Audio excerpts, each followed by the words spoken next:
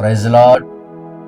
దేవునికి మహిమ కలుగునుగాక. అనుదినము దేవుని వాక్యాన్ని వీక్షిస్తున్నటువంటి మీ అందరికీ ప్రభువైన యేసుక్రీస్తు నామములో నా హృదయపూర్వకమైన వందనాలు తెలియజేస్తున్నాను. మరి ఈ దినమున ఉపవాసం గురించి మనం మాట్లాడుతూ ఉన్నాం. దేవుడు చక్కగా ఒక్కొక్కరు దినమున ఒక్కొక్క అంశాన్ని మనం ధ్యానిస్తూ వస్తున్నాం. మరి ఈ దినమున ఉపవాసం బిడ్డలందరికీ కూడా బలాన్ని, శక్తిని, ఆరోగ్యాన్ని దయచేయునుగాక. మరి ఈ దినమున మన దేవుని వాక్యాన్ని ధ్యానం చేద్దాం.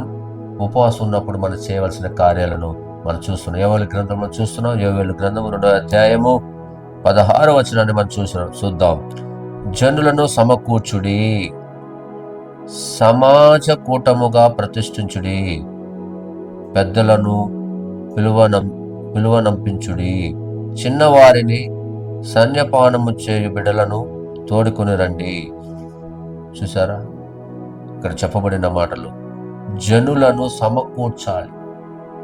వ్యక్తిగతంగా నువ్వు ఉపవాసం ఉండొచ్చు. ఉపవాసం ఉన్నప్పుడు అనేక మందిని కూడా మనము ఉపవాసములో గడిపేటట్టుగా మనం చేయాలి. సమకూర్చాలి. జనులను, ప్రజలను, తన బిడ్డలను అనేకులకు మనం తెలియపరిచి, సంఘమంతా ఈరోజు ఉపవాసం ఉండే సంఘాలు ఉన్నాయి. 40 దినాలు ఉపవాసం చేస్తున్నారు. మరి చాలామంది సంఘాలుగా ఉంటున్నారు. అయితే దేవుని చెప్పిన మాటలు చూడండి, చక్కగా ఇక్కడ చెప్పబడిన మాట. జనులను సమకూర్చుడి, సమాజ ప్రతిష్ఠించుడి.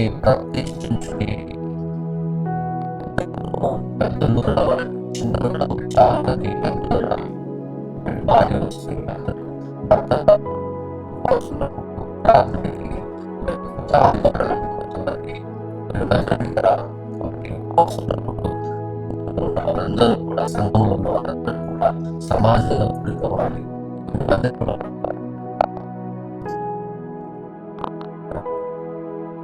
ఇచ్చేవారుగా మనం ఉండాలి.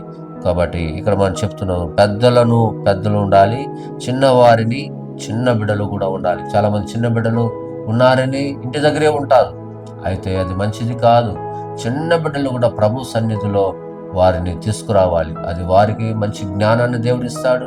వారి క్రమాన్ని నేర్చుకుంటారు, క్రమశిక్షణ నేర్చుకుంటాడు, దైవికంగా ఎదుగుతారు, ఆత్మీయంగా బలపడతారు, వర్ధిల్లుతారు. సమీపంలో చిన్నతనం అంటే బాల్యము నుండే వర్ధిల్లుతూ వచ్చాడు. దేవుని స్వరాన్ని విన్నాడు. కనుక చిన్నతనమున్న చిన్న బిడ్డలు కూడా ఉండాలి. కనుక మరి సన్యపానము చేయు బిడ్డలను, పాలు తాగే బిడ్డలను కూడా తీసుకురామంటున్నాడు. హల్లెలూయా, ఎంత గొప్ప మనుషుని. చాలా మంది చిన్న బిడ్డ ఉన్నాడండి, పాలు తాగే బిడ్డ ఉన్నాడండి, తీసుకొస్తే అలర్ట్ చేస్తారంటారు. అలాంటి పిల్లలు కూడా తీసుకురండి, ఉపవాసంగా చేయండి. ఆ బిడ్డలు కూడా దేవుని మందిరానికి కావాలి. ఈరోజు గర్భఫలం లేదని చాలా మంది ప్రార్థన చేయమంటారు. గర్భఫలం వచ్చినాక, దేవుడు అనుగ్రహించినాక చిన్న బిడ్డలు ఉన్నారని వారు ఆ చిన్న బిడ్డలు తీసుకొని రారు. కుటుంబాలు ఉంటారు, ఇంటిలోనే ఉంటారు. అయితే ఇక్కడ చెప్పబడదు, ఆ పాలు తాగే బిడ్డలను కూడా తీసుకురండి. దేవుడు చెప్పాడు, పెద్దలు రావాలి, పిల్లలు రావాలి, ఇంకా చిన్న పిల్లలు పాలు తాగేటటువంటి బిడ్డలు కూడా రావాలి. అది ఉపవాసం ఉన్నప్పుడు అనేక మంది తోడుకొని రండి. పెళ్లి కుమారుడు అంతఃపురంలో నుండి, పెళ్లి కుమార్తె గదిలో నుండి రావాలను. ఎవరు విడిచిపెట్టలా? పెళ్లి కుమారుడు కూడా రావాలి, పెళ్లి కుమార్తె తన గదిలో నుండి కూడా రావాలి. ఉపవాసం ఉన్నప్పుడు ప్రతి ఒక్కరూ ప్రార్థించాలని దేవుని యొక్క ఉద్దేశము. ప్రతి ఒక్కరు ఆత్మీయంగా ఎదగాలని దేవుని యొక్క ఆలోచన.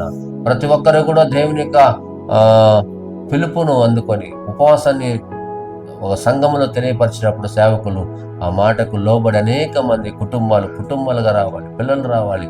ఈ రోజుల్లో కొన్ని సంఘాల్లో అయితే చిన్న బిడ్డలు తీసుకురారు. కాబట్టి అలా ఉండకూడదు. కాబట్టి చిన్న బిడ్డలు కూడా ఉపవాసం ఉన్నప్పుడు తీసుకొచ్చి ప్రభు సన్నిధిలో మనం ప్రార్థిస్తున్నప్పుడు, స్తుతిస్తున్నప్పుడు వారు కూడా ప్రభువుని స్తుతించడం, అక్కడ పాటలు పాడుతున్నప్పుడు, దేవుని వాక్యం చెప్పుతున్నప్పుడు వాళ్ళు వింటారు. వాళ్ళు కూడా ఆత్మీయంగా ఎదుగుతారు, ఆరోగ్యకరంగా ఉంటారు, మరి క్షేమకరంగా ఉంటారు, మంచి జ్ఞానవంతులుగా అవుతారని ప్రభు మాటలను సెలవుచేస్తూ తెలియపరుస్తూ.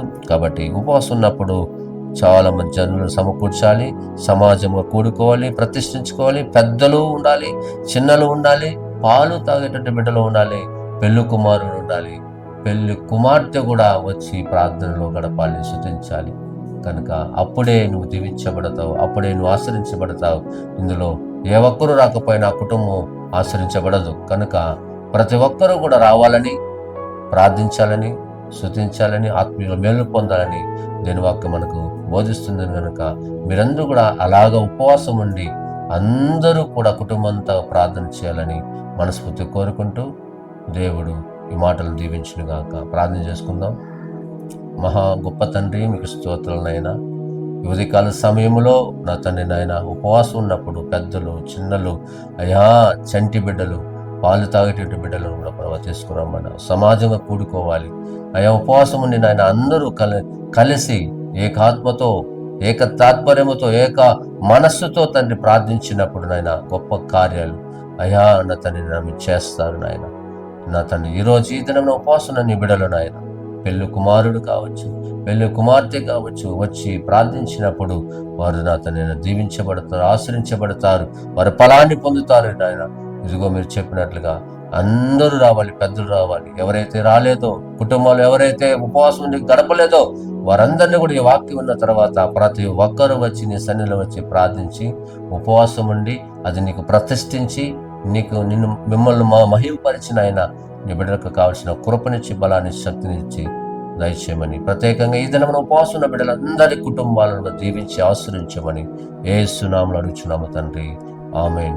God bless you.